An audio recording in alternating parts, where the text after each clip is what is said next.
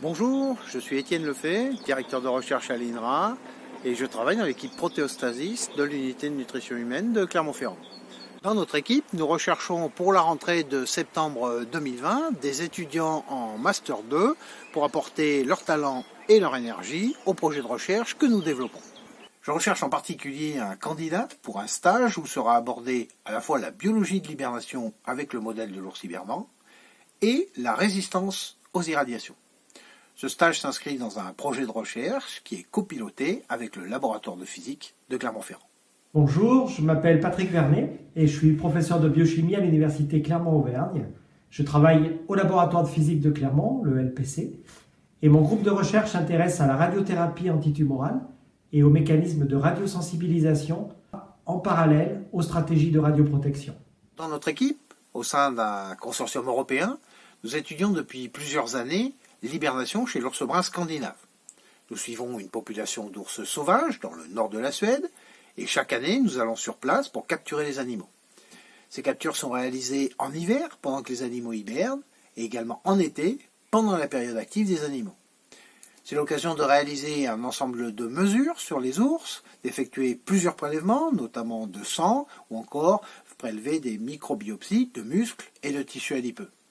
Ces échantillons sont ensuite ramenés au laboratoire et utilisés dans nos différents projets, comme par exemple l'étude de la résistance à l'atrophie musculaire, pour ensuite ouvrir des pistes de recherche innovantes dans la lutte contre l'atrophie musculaire chez l'homme. Il s'avère que l'hibernation, du point de vue physiologique, non seulement protège de la fonte musculaire, mais pourrait également protéger contre les rayonnements ionisants. Les effets délétères des irradiations sont exploités en radiothérapie, mais constituent un risque important en termes de dommages cellulaires et moléculaires pour plusieurs catégories de population. Les travailleurs du nucléaire, mais également les spationautes qui sont exposés au rayonnement cosmique. Nous avons déjà montré au laboratoire que certaines propriétés physiologiques de l'hibernation pouvaient être transférées aux cellules humaines par l'intermédiaire du sérum d'ours hibernant. Nous cherchons maintenant à comprendre comment ce sérum pourrait induire sur des cellules humaines une radioprotection contre les rayonnements nocifs.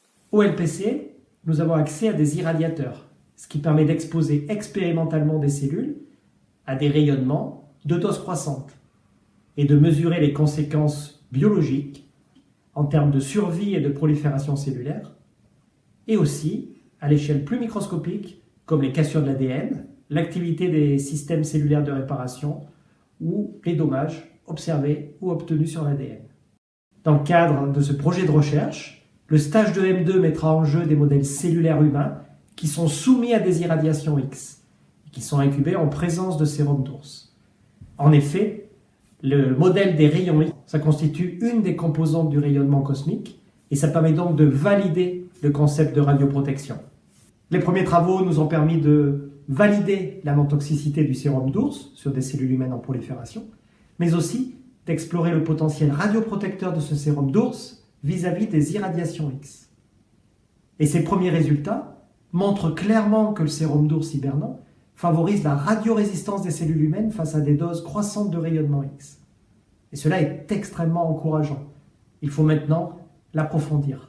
Dans la pratique, le stagiaire sera intégré à l'équipe protéostasis sur le site INRA de T et une partie des travaux sera réalisée au laboratoire de physique de Clermont sur le site du campus des CESO.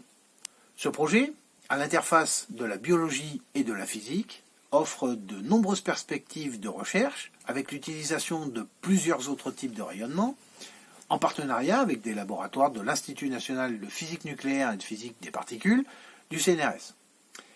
Ce projet est également d'un intérêt majeur pour les agences spatiales avec qui nous collaborons déjà. Nous recherchons donc un candidat intéressé par les aspects pluridisciplinaires de ce projet et motivé pour poursuivre en thèse sur cette thématique. Pour candidater sur ce projet, vous pouvez contacter le master de biologie de l'université Clermont-Auvergne, auquel nos laboratoires sont associés, et qui pourra vous renseigner sur les modalités d'accès. Si vous êtes intéressé par la biologie moléculaire, la culture cellulaire et les modèles animaux, et si la physique des rayonnements et des radiations vous attire, n'hésitez pas à nous contacter. Vous trouverez en description de cette vidéo tous les éléments nécessaires, nos emails, ainsi que les pages web de nos laboratoires. Alors bien évidemment, nous serons ravis de pouvoir échanger avec vous sur tous ces aspects. vous montrer l'environnement de travail et surtout répondre à vos questions. Alors nous vous souhaitons une bonne fin de semestre, même si la période est un peu difficile. Portez-vous bien et nous l'espérons, à bientôt. J'espère que nous avons éveillé votre intérêt pour ces travaux. N'hésitez pas à nous contacter pour avoir plus d'informations. Bon courage à tous en cette période de confinement, bonne fin de semestre et à très bientôt.